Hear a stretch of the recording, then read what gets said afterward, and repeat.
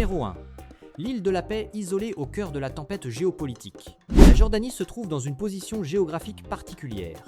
Entourée par une multitude de points chauds de conflits au Moyen-Orient, souvent qualifiés par de nombreux experts de coordonnées de la mort. Au nord, elle partage une frontière avec la Syrie, à l'est avec l'Irak et à l'ouest avec Israël et la Palestine, des régions marquées par une instabilité prolongée et des conflits incessants.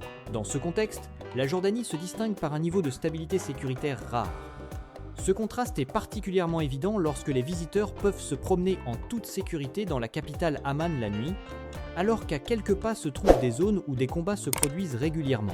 De cette stabilité apparemment incroyable, la Jordanie est devenue l'un des pays les plus sous pression sociale au monde en ce qui concerne les réfugiés. Le taux de réfugiés ici est l'un des plus élevés au monde, représentant plus d'un tiers de la population. Plutôt que de laisser la pression démographique et les différences culturelles engendrer de l'instabilité, le gouvernement jordanien a intégré une grande partie des réfugiés dans le marché du travail et la vie sociale. Cette approche contribue à minimiser le risque de conflits internes, tout en empêchant les vagues d'instabilité extérieure de s'infiltrer directement dans la structure sociale nationale. En plus de son rôle social particulier, la Jordanie est également considérée comme un point d'appui stratégique important pour les agences de renseignement internationales au Moyen-Orient. Grâce à un niveau de sécurité relativement élevé par rapport à son environnement, ce pays est devenu le site d'implantation et de déploiement de nombreux réseaux de surveillance. De là, les agences de renseignement peuvent suivre et analyser les évolutions de l'ensemble de la région du Golfe, faisant de la Jordanie un centre d'information d'une grande importance stratégique. Un autre facteur clé qui contribue à maintenir la position stable de la Jordanie est le traité de paix de 1994 avec Israël. Il s'agit d'une démarche diplomatique audacieuse, faisant de la Jordanie le deuxième pays arabe à signer un accord de paix avec Israël. Bien qu'il ait suscité des controverses dans la région, ce traité a apporté des avantages concrets en transformant la Jordanie en une zone tampon de sécurité importante, tout en renforçant le rôle de ce pays dans la structure des intérêts américains et occidentaux au Moyen-Orient. Il est à noter que la Jordanie ne possède presque pas de ressources pétrolières, un facteur qui tend généralement à exacerber les conflits dans cette région. L'absence de l'or noir a en fait permis à ce pays d'éviter les convoitises liées aux luttes de pouvoir et aux interventions militaires. Ne disposant pas de ressources stratégiques à se disputer, la Jordanie a réussi à rester à l'écart des spirales de conflits, maintenant ainsi un état de stabilité relative au milieu d'une région en proie à des bouleversements. Numéro 2, la mer Morte, le point le plus bas du monde. Vous pouvez flotter à la surface de la mer Morte presque sans aucun effort, comme un morceau de mousse naturelle jeté à la surface de l'eau. La mer Morte se situe à environ 430 mètres en dessous du niveau de la mer, ce qui en fait le point le plus bas sur la surface terrestre de la planète. À cette profondeur géographique particulière, les conditions atmosphériques changent de manière significative, l'air devenant plus dense, ce qui entraîne une pression atmosphérique supérieure d'environ 5% par rapport au niveau de la mer normale. Cette augmentation rend également la concentration d'oxygène dans l'air plus élevée, créant une sensation de respiration plus agréable et parfois procurant un état de vigilance et une légère euphorie au système nerveux lors d'une exposition prolongée. La couche atmosphérique plus épaisse agit également comme un filtre naturel contre les rayons ultraviolets, réduisant considérablement l'impact du soleil. Ainsi, vous pouvez vous exposer au soleil dans les conditions désertiques de la Jordanie pendant de longues périodes sans risquer de coups de soleil, comme c'est le cas sur de nombreuses autres plages. Bien que les conditions environnementales soient plus agréables sous certains aspects, la mer Morte reste l'un des environnements aquatiques les plus extrêmes de la planète. Alors que la salinité moyenne des océans varie entre 3 et 5%, la mer Morte a une concentration de sel d'environ 34%, presque 10 fois plus. Ce niveau de salinité empêche presque toute forme de vie multicellulaire d'exister, à l'exception de certaines bactéries microscopiques particulièrement adaptées. C'est pourquoi, si vous ingérez accidentellement une grande quantité d'eau de la mer Morte, la forte concentration de sel peut rapidement perturber l'équilibre osmotique de votre corps, entraînant une déshydratation sévère et des troubles électrolytiques, ce qui peut être dangereux.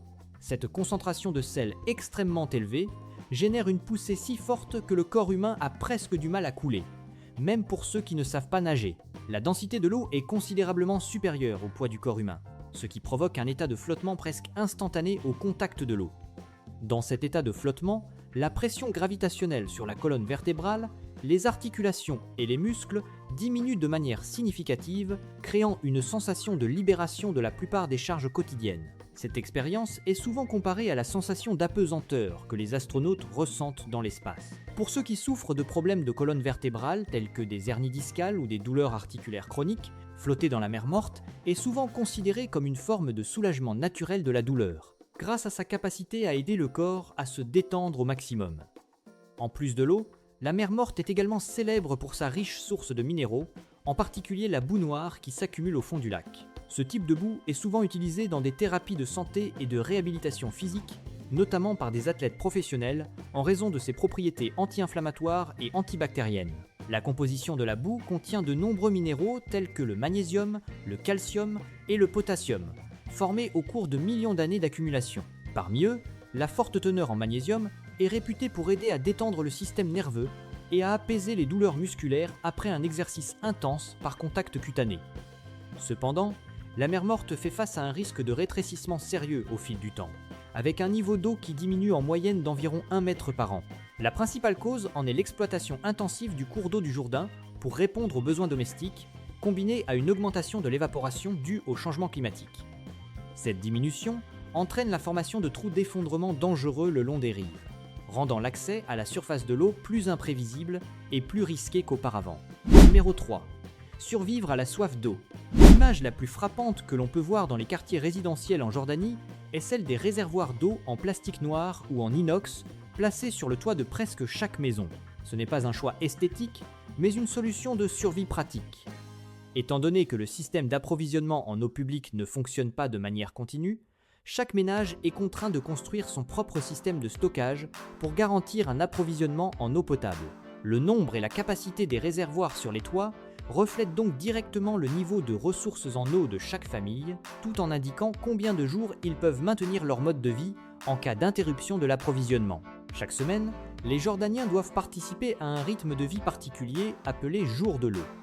C'est le moment où les autorités ouvrent les vannes d'approvisionnement en eau pour chaque région, généralement 1 à 2 fois par semaine pendant une période limitée. Pendant cette courte période, chaque famille doit se concentrer intensément pour vérifier les tuyaux, faire fonctionner la pompe et s'assurer que le réservoir est rempli au maximum.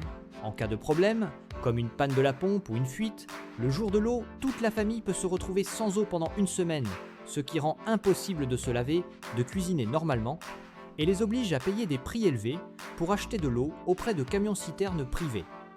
Dans ce contexte, l'eau potable en Jordanie est considérée comme une ressource stratégique, et tout acte de gaspillage est perçu très sévèrement.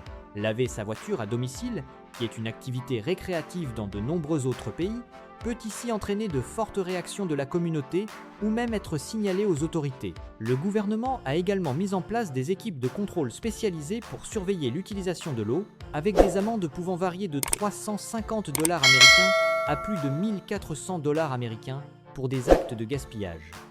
Les infractions plus graves, comme le raccordement illégal de tuyaux ou l'intervention dans le système de mesure de l'eau, peuvent être punies pénalement avec des peines allant de 6 mois à 5 ans de prison. Dans des conditions de rareté telles que celle-ci, les Jordaniens ont développé très tôt l'habitude d'économiser l'eau comme une compétence de survie. La réutilisation de l'eau dans la vie quotidienne est devenue un réflexe naturel.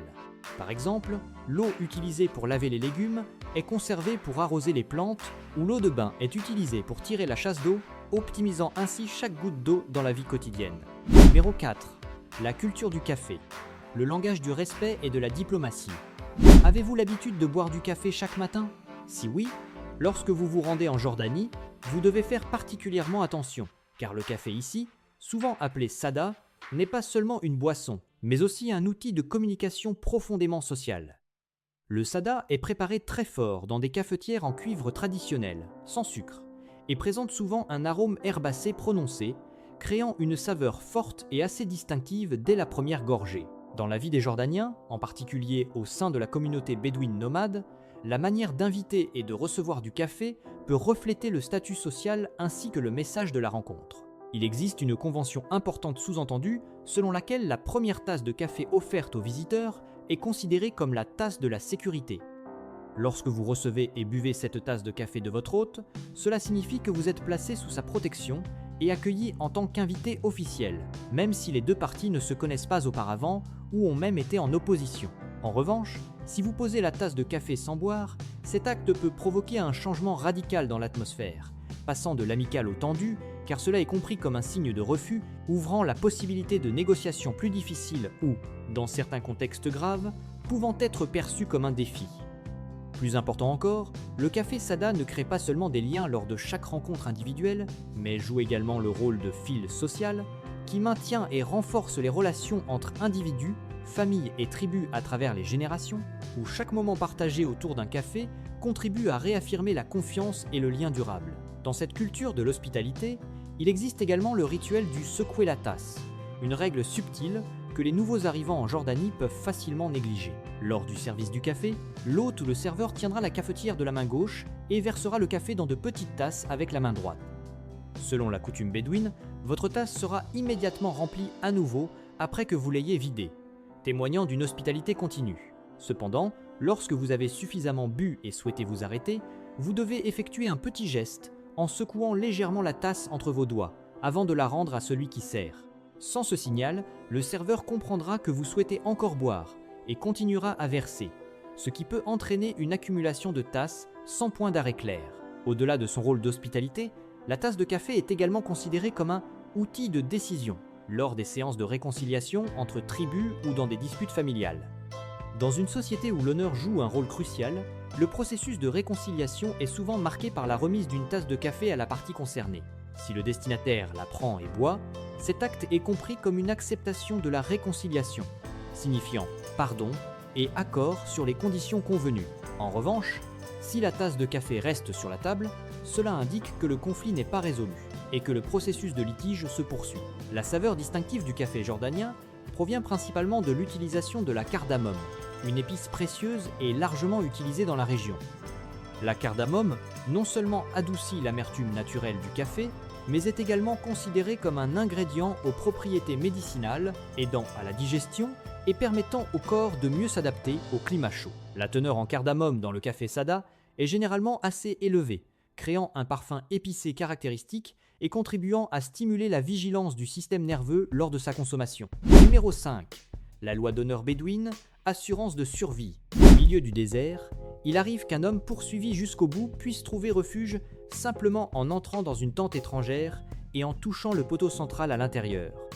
Cet acte, apparemment simple, dans la loi ancienne du désert des Bédouins, revêt une signification qui déclenche immédiatement le droit à la protection. Selon cette coutume, tout étranger a le droit d'être accueilli et protégé dans la tente d'une famille bédouine pendant une durée de 3 jours et 8 heures. Pendant cette période, l'hôte n'est pas autorisé à poser des questions sur l'identité, les raisons de la présence ou le passé de l'invité. Les 3 jours et 8 heures sont considérés comme un laps de temps suffisant pour qu'un voyageur épuisé puisse récupérer ses forces, tout en garantissant que les maigres repas offerts par l'hôte deviennent une source d'énergie vitale.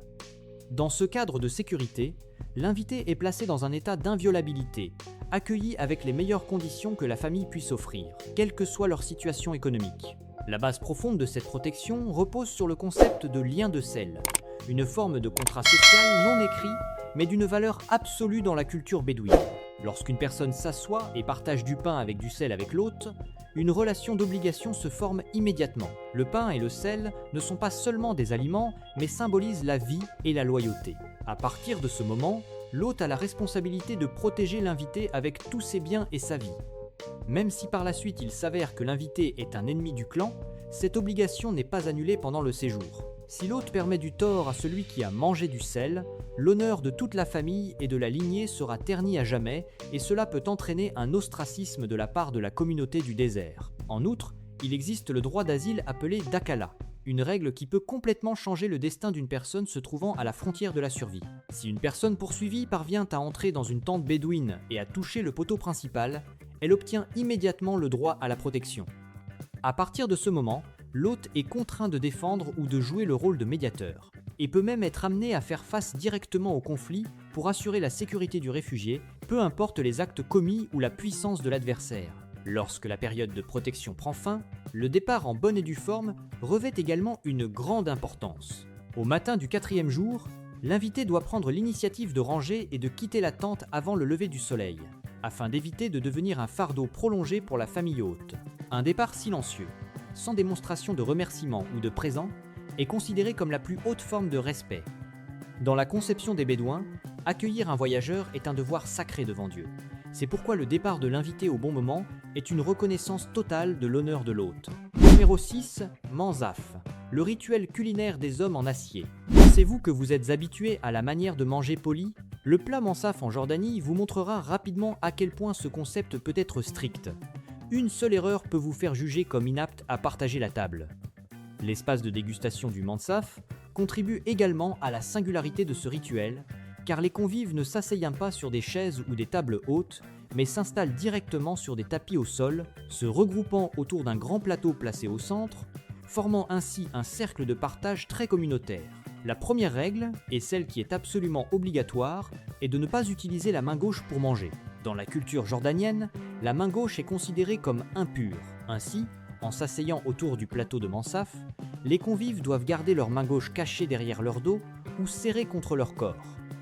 Toucher la nourriture avec la main gauche, ou même la laisser apparaître sur la table, est perçu comme un acte de manque de respect et d'une extrême impureté selon les traditions. Ce qui surprend le plus de nombreux visiteurs, c'est la technique de manger du riz typique des hommes jordaniens, souvent décrite comme une sorte de tir de riz d'une grande précision. Ils ne mangent pas de manière désordonnée avec les mains, mais utilisent 3 doigts de la main droite pour façonner le riz avec de l'agneau et de la sauce au yaourt en une boule compacte. Cette boule de riz doit être compressée de manière à ne laisser tomber aucun grain. Ensuite, avec un mouvement rapide et précis du pouce, ils portent la boule à la bouche sans que les lèvres ne touchent les doigts. Maintenir le plateau de nourriture propre et exécuter cette action de manière soignée est considéré comme une mesure de raffinement et de compétence. Si quelqu'un laisse tomber du riz sur le plateau, il sera jugé comme manquant de compétence et inapte à s'asseoir avec les personnes âgées ou le chef de la tribu. Pour les invités, le Manzaf apporte également un rituel de défi particulier lié à la tête de l'agneau. Lorsque le plateau de nourriture est servi, la tête de l'agneau est généralement placée au centre. Selon la tradition, des parties comme le cerveau, la langue et les orbites, qui sont considérées comme les plus nutritives, sont offertes avec respect à l'invité le plus important. Refuser ces parties est perçu comme un acte de manque de respect et un déni de l'hospitalité de la famille hôte. Dans ce contexte, accepter de manger la tête de l'agneau n'est pas seulement une expérience culinaire, mais aussi une façon de montrer son intégration, prouvant que l'invité est prêt à entrer dans une relation proche en tant que membre de la communauté. L'élément qui donne toute son âme au Mansaf est le djamid, un yaourt de chèvre séché jusqu'à devenir aussi dur que la pierre. Cela a été considéré comme une source alimentaire stratégique pour les nomades bédouins pendant des milliers d'années. Le djamid est fabriqué en concentrant le yaourt, en le façonnant en boule, puis en le séchant au soleil du désert jusqu'à obtenir une dureté très élevée, pouvant même causer des blessures s'il est lancé avec force. Cet aliment peut se conserver pendant des années sans réfrigération, tout en fournissant une abondance d'énergie et de protéines. Lors de la préparation du Mansaf, le djamid doit être brisé avec un marteau, puis trempé et dissous dans l'eau pour créer une sauce au goût aigre intense, qui est l'âme du plat. Numéro 7. L'équipe Kneuf Jordan, le point de fer à 4 pattes. La force canine Kneuf de la Jordanie est actuellement considérée comme l'une des unités de formation les plus performantes au Moyen-Orient grâce à l'application de procédures d'entraînement conformes aux normes américaines. Ces chiens sont formés directement par des experts des forces spéciales expérimentées venus des États-Unis, ce qui leur permet de développer des capacités de détection des explosifs et des drogues avec une précision presque absolue.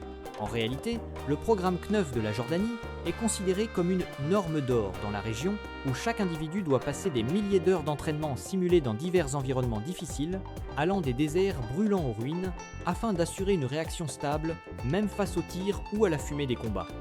Avant d'entrer dans le processus de formation officielle, les chiens Kneuf doivent passer par une sélection très rigoureuse, où les races capables de supporter la chaleur, avec un tempérament stable et des réflexes rapides, comme le Belgian malinois ou le berger allemand, sont privilégiés. Non seulement ces chiens sont formés pour la détection, mais les malinois ici sont également entraînés à un niveau équivalent à celui des forces d'opération spéciales. Ils peuvent participer à des missions d'assaut aéroportées, exécutant des déploiements contrôlés depuis les airs. En réalité, on peut voir ces chiens équipés de matériel de protection spécialisé, restant calmes lorsqu'ils sautent en parachute avec des soldats depuis un avion ou descendent en rappel d'un hélicoptère vers des cibles à haute altitude, opérant avec rapidité et précision dans des environnements à risque. Cette évolution a fait de la Jordanie l'un des principaux centres de fourniture de chiens de travail pour la région du Golfe. Actuellement, de nombreuses forces de sécurité et militaires en Arabie Saoudite, aux Émirats Arabes Unis ou au Qatar se tournent vers la Jordanie pour acquérir des chiens déjà formés. Posséder un chien de travail formé en Jordanie est donc devenu une sorte de garantie de sécurité.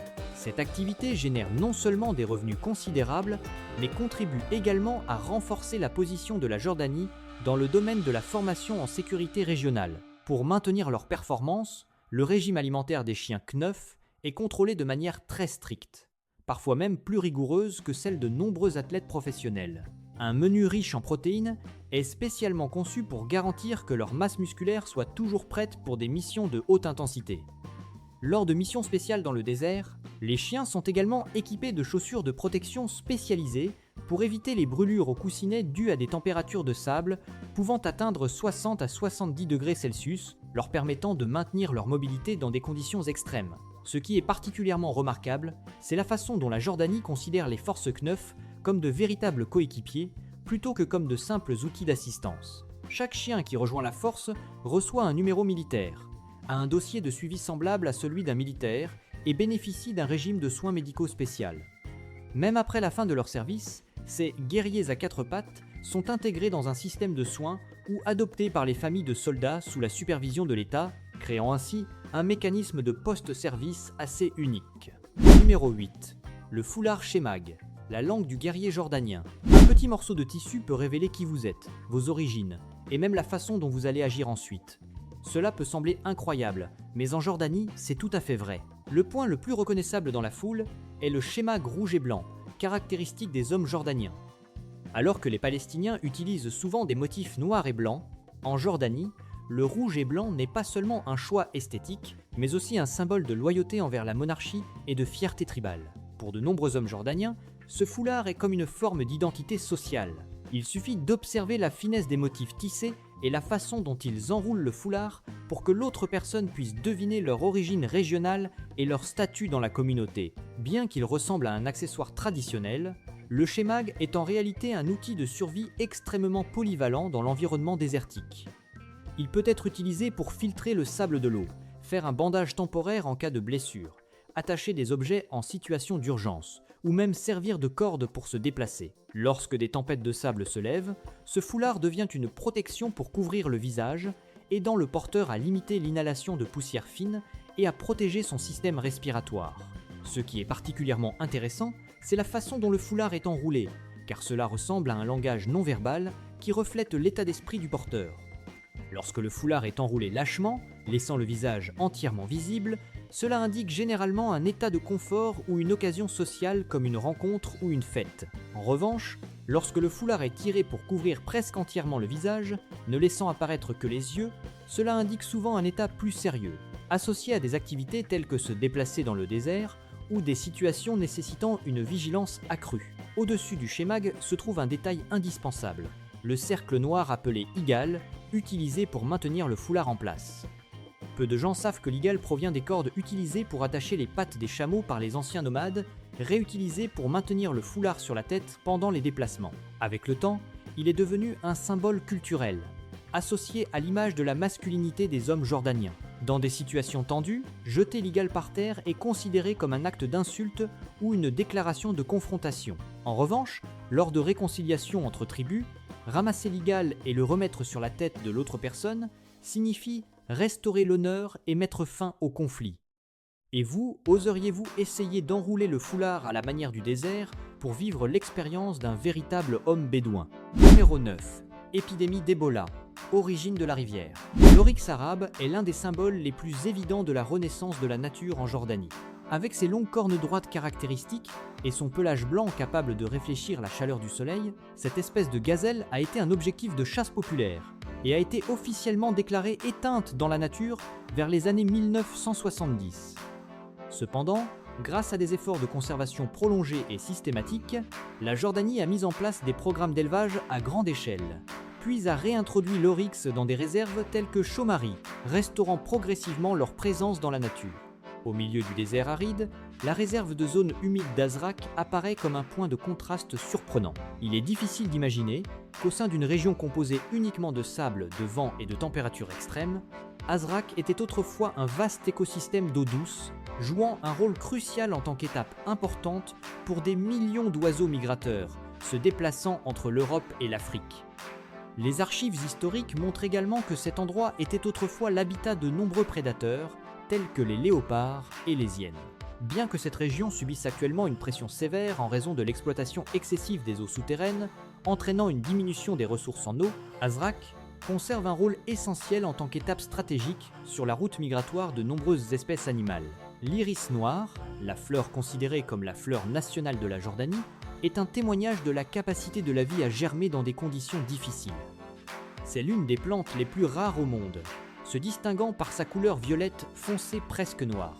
Contrairement à d'autres fleurs qui nécessitent des conditions de culture favorables ou des serres, l'iris noir ne pousse naturellement que dans des zones arides et rocailleuses, et fleurit généralement au printemps lorsque les conditions météorologiques sont temporairement plus favorables. Le chien de berger Canaan est une ancienne race de chiens indigènes originaire de la Jordanie, célèbre pour son intelligence élevée et son instinct de protection fort.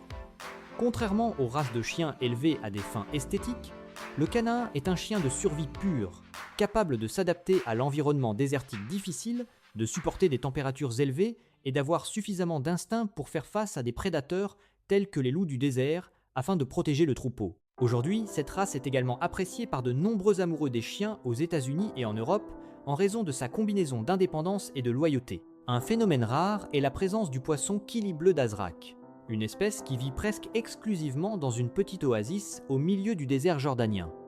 C'est un organisme avec une capacité d'adaptation extrême, capable de survivre dans des environnements d'eau avec des variations importantes de salinité ainsi que de température entre le jour et la nuit. Lorsque l'oasis d'Azraq a connu une grave pénurie dans les années 1990, ce poisson a été confronté à un risque d'extinction.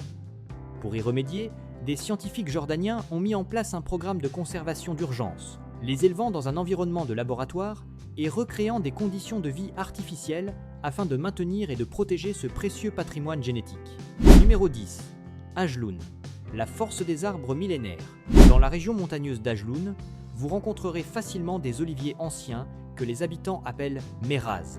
Ces arbres, de taille gigantesque et âgés de plus de 2000 ans, remontent à l'époque de l'Empire romain, mais continuent de croître et de produire des fruits régulièrement jusqu'à aujourd'hui.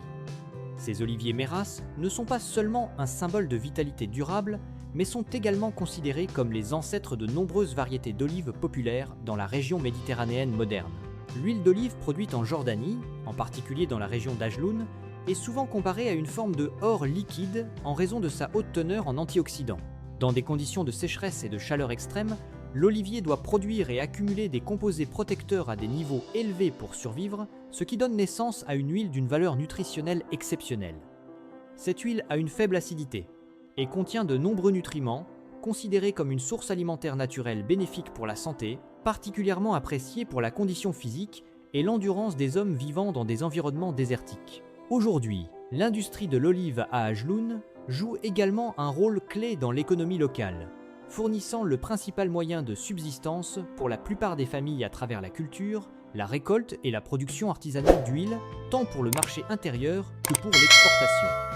Pour préserver la qualité originelle, de nombreuses familles à Ajloun maintiennent la méthode traditionnelle de pressage à froid à l'aide de pierres plutôt que d'utiliser des machines industrielles. Au lieu de générer de la chaleur pendant le pressage, elles utilisent la force de compression de gros blocs de pierre pour écraser lentement et manuellement les olives. Ce processus demande beaucoup d'efforts, mais permet de produire une huile épaisse, de couleur verte foncée et au goût légèrement piquant, considéré comme un signe de haute teneur en nutriments et de pureté de l'huile. Historiquement, les vergers d'oliviers anciens d'Ajloun ont également joué le rôle de bouclier vert stratégique dans la guerre de guérilla. Grâce à son terrain montagneux escarpé et à son feuillage dense, cette région a été utilisée par les forces de résistance comme refuge et pour organiser des activités de lutte contre les forces d'invasion. À ce jour, le gouvernement jordanien considère les oliviers méraz comme des biens d'une valeur particulière, et leur abattage illégal peut être sévèrement sanctionné, tout comme la destruction de sites historiques. Non seulement l'huile d'olive d'Ajloun a une valeur biologique et historique, mais elle est également utilisée comme une forme de diplomatie spéciale, lors d'événements de haut niveau. Les bouteilles d'huile pressées à partir de ces arbres âgés de plus de 2000 ans sont souvent choisies par la royauté jordanienne comme cadeau pour des chefs d'État. Pour l'élite, Posséder une petite quantité d'huile mérasse pressée à la main est considéré comme plus rare que de nombreux vins haut de gamme, en raison de la production extrêmement limitée et du processus de contrôle de qualité très strict.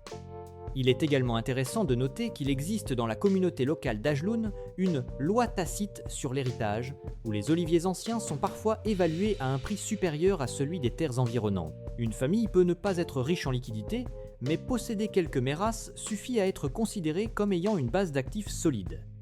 Ces arbres sont souvent transmis aux générations suivantes, comme une forme de patrimoine permanent, et vendre un arbre ancestral n'est pas seulement une question économique, mais est également perçu comme un acte de trahison envers la lignée, et une perte de protection spirituelle de la part des ancêtres. Numéro 11. Le Musée royal de l'automobile.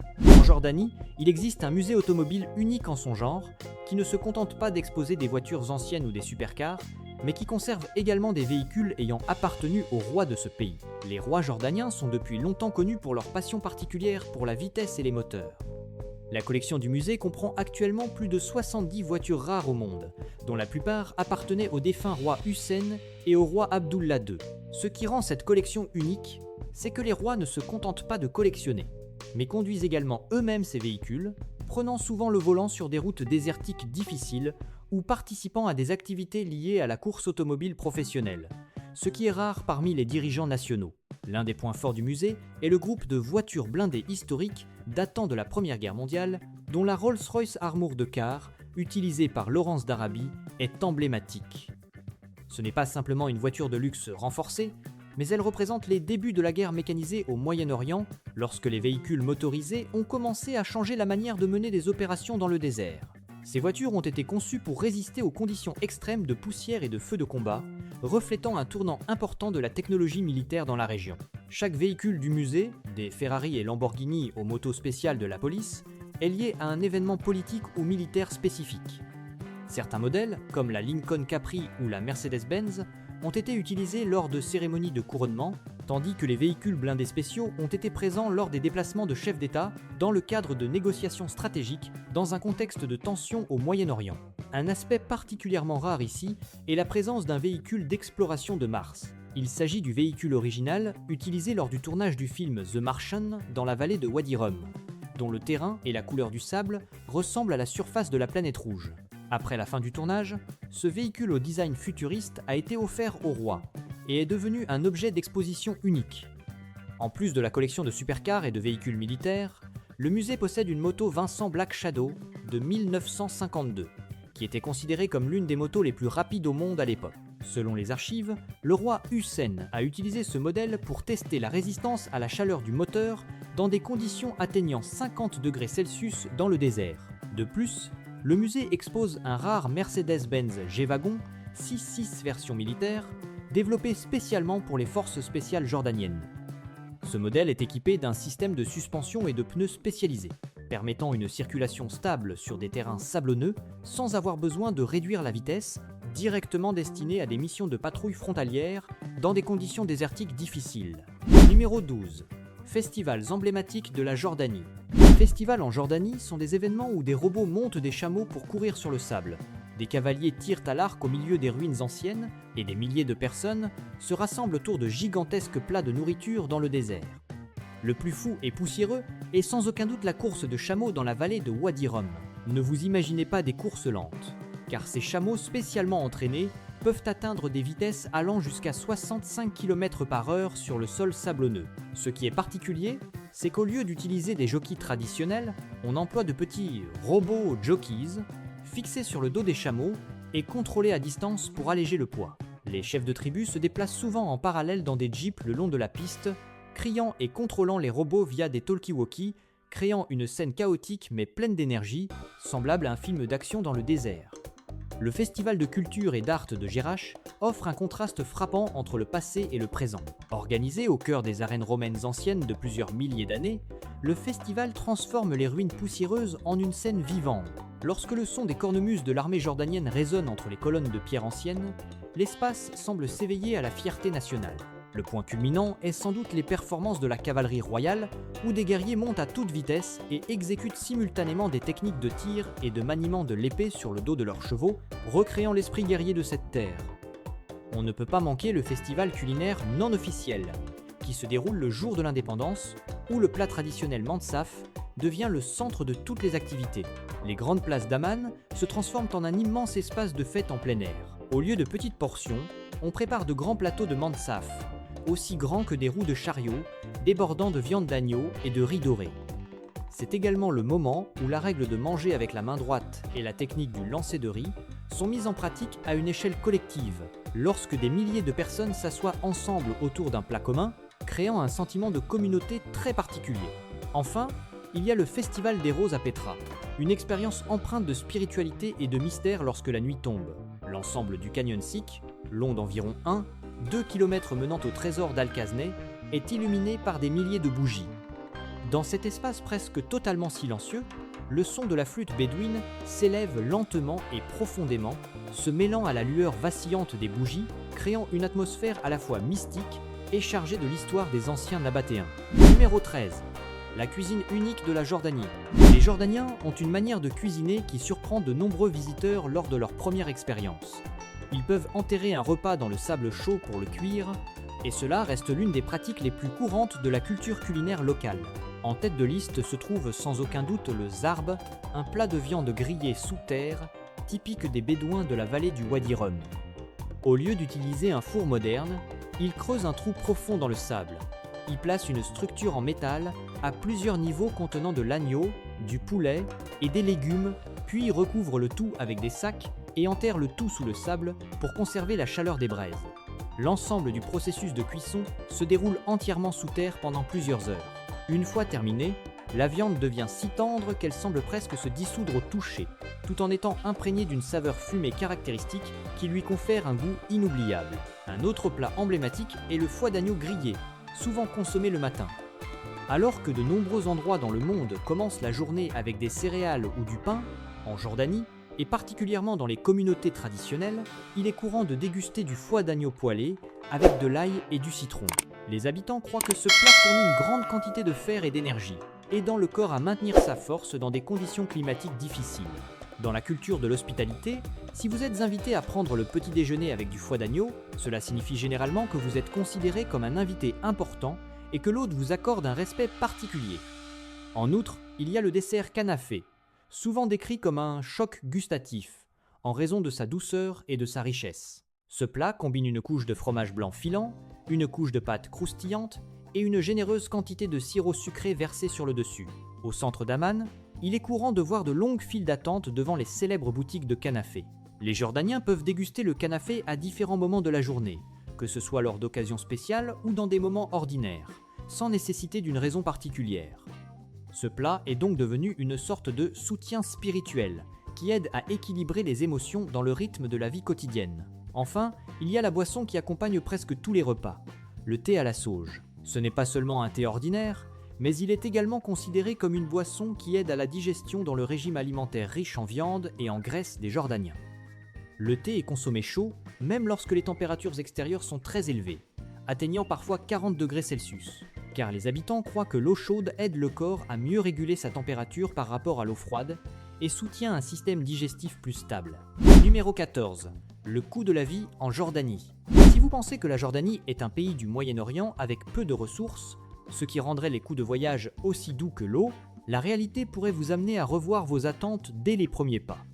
En réalité, la Jordanie fait partie des pays où les dépenses sont relativement élevées dans la région, et de nombreux services dans la capitale Amman sont même au prix de grandes villes européennes. Le premier choc vient souvent de la force du dinar jordanien. C'est l'une des monnaies les plus précieuses au monde, toujours supérieure au dollar américain d'environ 40%. Cela signifie que lorsque vous échangez 100 dollars américains, vous ne recevez qu'environ 60 et 11 jods. La sensation de perte de valeur au bureau de change est souvent la première expérience qui surprend les voyageurs. Une fois cette barrière monétaire franchie, vous constaterez que presque tout, d'une tasse de café à un plat de mansaf, est évalué selon les standards d'un pays dont le coût de la vie est plus élevé que prévu.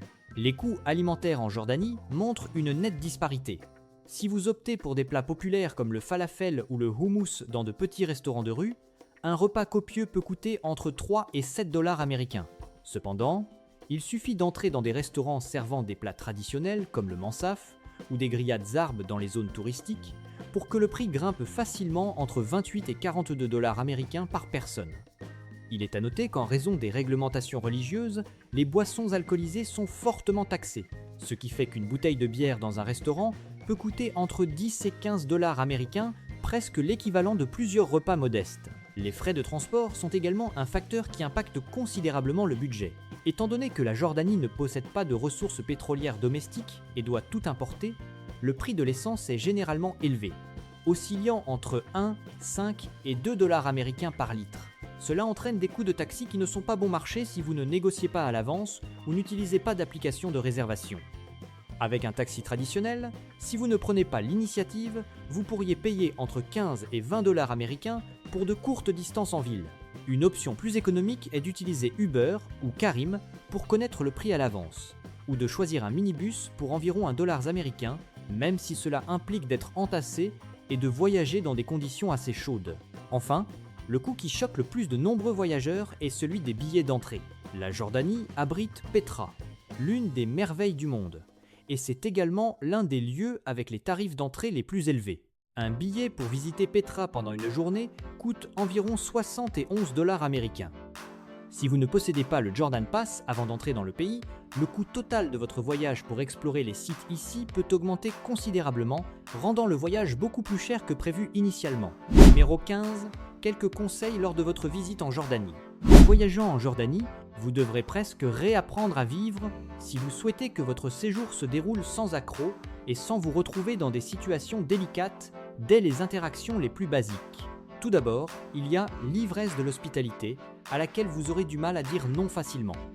Les Jordaniens attachent une grande importance à l'honneur à travers l'accueil des invités. Donc, si vous êtes invité chez quelqu'un pour prendre un thé ou déguster un mansaf, et que vous refusez catégoriquement, cela peut être perçu comme une offense directe à leur sens de l'hospitalité. Cependant, il est important de se rappeler la règle du secouer la tasse de café mentionnée précédemment. Si vous ne voulez pas entrer dans un cycle de consommation continue, vous devez habilement secouer légèrement votre poignet en rendant la tasse. En réalité, les invitations ici ne sont souvent pas de simples échanges sociaux, mais s'étendent sur plusieurs heures, accompagnés de thé, de café et de rituels de consommation continue, rendant le départ à mi-chemin presque naturel sans raison évidente. Deuxièmement, il y a la règle vestimentaire qui respecte la communauté. Bien que la Jordanie soit considérée comme l'un des pays arabes relativement ouverts, les normes vestimentaires sont fortement influencées par la culture tribale et religieuse. Les habitants jugent souvent le respect des visiteurs par leur façon de s'habiller. Donc, des vêtements couvrant les épaules et les genoux sont un choix sûr lorsque vous vous déplacez dans des lieux publics, en particulier dans les zones religieuses ou les villages en dehors du centre d'Amman. S'habiller de manière trop décontractée dans un contexte inapproprié peut entraîner des réactions peu agréables de la part des personnes autour de vous. Troisièmement, il y a l'art de la négociation, mais pas sous forme de confrontation, plutôt comme une forme de communication sociale. Dans les marchés traditionnels ou les sites touristiques comme Petra, il est très courant que le prix initial soit considérablement supérieur à la valeur réelle. Cependant, le processus de négociation en Jordanie se déroule lentement, souvent accompagné de discussions, de questions et même d'une tasse de thé. Un point important à ne pas négliger est de ne jamais utiliser la main gauche lors des transactions, que ce soit pour donner de l'argent ou recevoir des marchandises, car cela est considéré comme un manque de respect dans la culture locale. La main droite est toujours le choix obligatoire dans tout échange direct. Enfin, il y a la manière d'exprimer ses sentiments en public. Des gestes tels que s'embrasser ou montrer une affection excessive entre hommes et femmes en public peuvent être considérés comme inappropriés et peuvent facilement entraîner des réactions négatives de la part de la communauté ou des autorités. La Jordanie accorde une grande importance aux normes sociales et à la discrétion dans la vie publique. En revanche, il n'est pas rare de voir des hommes jordaniens s'embrasser sur la joue ou se tenir la main dans la rue, ce qui n'a pas de connotation romantique, mais est une expression de lien, de confiance et de fraternité très caractéristique de la culture masculine ici. Ainsi, nous avons terminé notre exploration des 15 faits incroyables sur la Jordanie. J'espère que ce que nous avons partagé vous a permis d'avoir une perspective nouvelle et plus profonde sur ce magnifique pays. Si vous avez trouvé la vidéo utile, n'hésitez pas à aimer, vous abonner et activer la cloche pour ne pas manquer nos prochaines aventures.